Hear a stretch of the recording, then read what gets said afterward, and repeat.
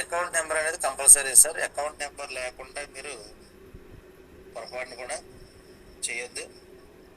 ఒకవేళ account number లేకుండా చేసి మళ్ళీ తిరిగి వస్తాయి, ఎక్కడికి పోవు. కంపెనీ చెక్ చేసుకుని ఎవరైతే వితౌట్ అకౌంట్ నెంబర్ డీటెయిల్స్ ఇచ్చారో మళ్ళీ మనకి తిరిగి మెసేజ్ వస్తుంది మెయిల్కి కానీ, లేకపోతే మళ్ళీ ఫార్మెట్ యాజ్ టీస్గా మళ్ళీ ఫార్మెట్ అన్ని డీటెయిల్స్ డిలీట్ చేసి వచ్చినప్పుడు మళ్ళీ చేద్దాం. ఎక్కడ ఏ ప్రాబ్లం ఉందనేది ప్రతి లీడరు తెలుసుకొని తమ టీమ్స్కి తెలియచేయాలి.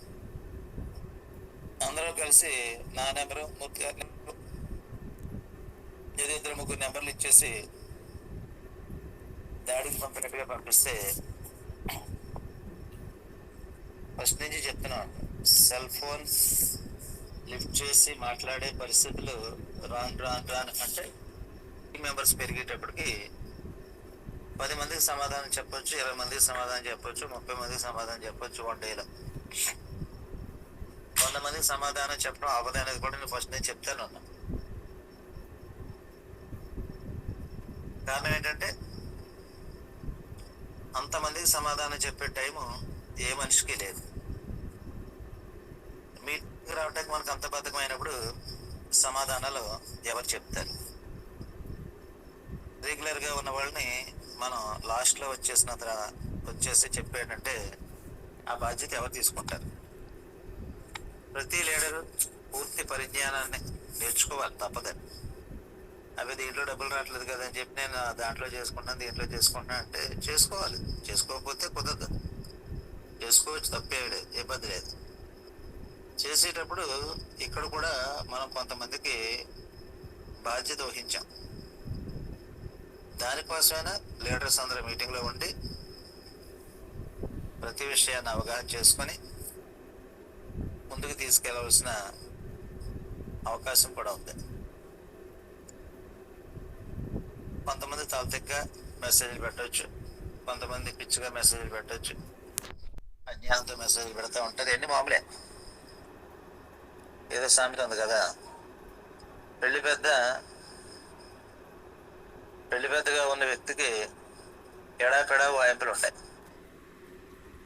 చెప్తా ఉంటాం కదా, 10-30 సంవత్సరాల తర్వాత కూడా వాడు భూమి మీద ఉన్నాడో చచ్చిపోయి తెలియదు, కానీ పలనోడు పెళ్లి చేశాడు, హ్యాపీగా ఉన్న రోజులు ఎవడో మాట్లాడు. ఏదో చిన్న ప్రాబ్లం వచ్చిన తర్వాత ఆఫ్టర్ 30 years 20 years మాట్లాడేస్తూ ఉంటారు. మరి దాన్ని ఏ జ్ఞానం అనాలో వాళ్ళకి వదిలేద్దాం.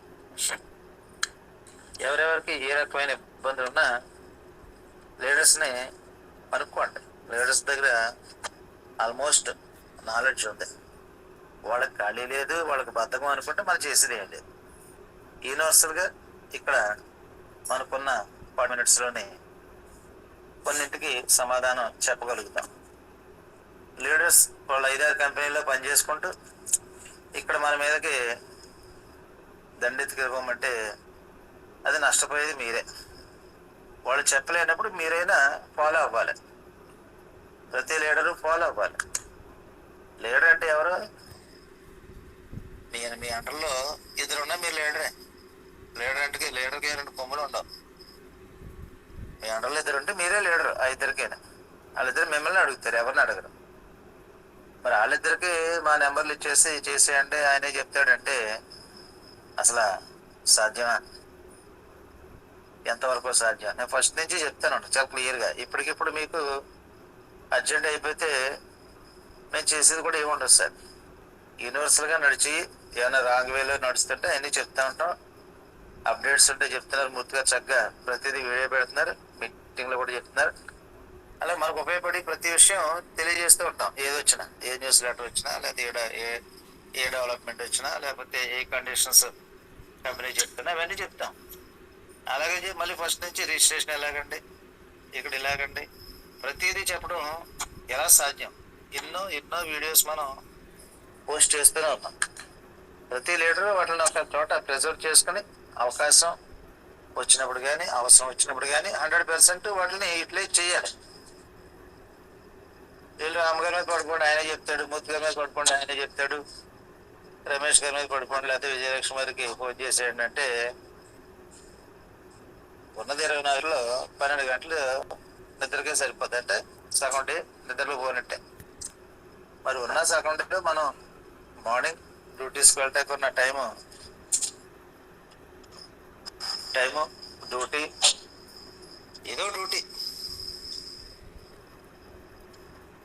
ఏదో డ్యూటీలో ప్రతి మానవుడు ఉంటాడు. అది ప్రైవేటా, గవర్నమెంటా, వర్కా,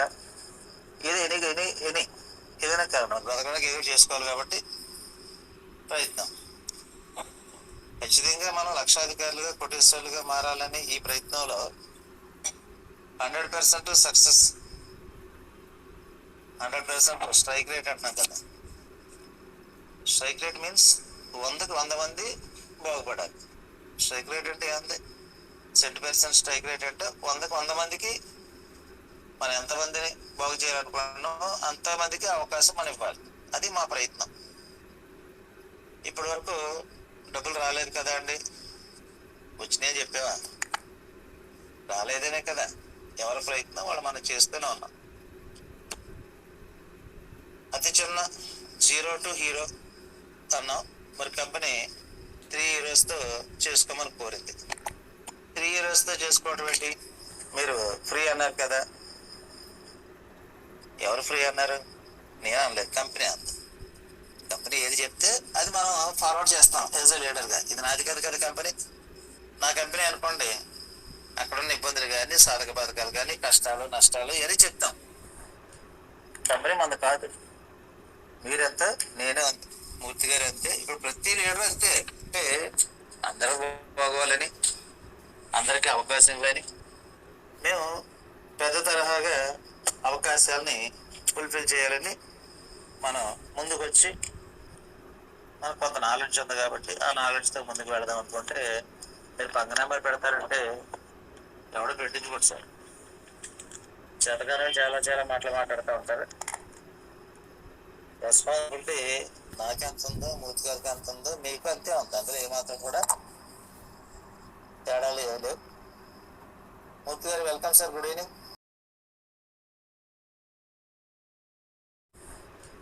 కంపెనీ మంది కాదు. మీరెంత, నేను అంతే, మూర్తి గారు అంతే, ఇప్పుడు ప్రతి లీడర్ అంతే. అంటే అందరూ బాగోవాలని, అందరికీ అవకాశం ఇవ్వాలని మేము పెద్ద తరహాగా అవకాశాలని ఫుల్ఫిల్ చేయాలని మనం ముందుకు వచ్చి, మనకు కొంత నాలెడ్జ్ ఉంది కాబట్టి ఆ నాలెడ్జ్తో ముందుకు వెళదాం అనుకుంటే, మీరు పక్క నెంబర్ పెడతారంటే ఎవడో పెట్టించుకోండి సార్. చేతగానే చాలా మాట్లాడుతూ ఉంటారు. రెస్పాన్సిబిలిటీ నాకెంత ఉందో, మూర్తి గారికి ఎంత ఉందో మీకు అంతే ఉంది. అందులో ఏమాత్రం కూడా తేడాలు ఏం లేవు. మూర్తి గారు వెల్కమ్ సార్, గుడ్ ఈవినింగ్.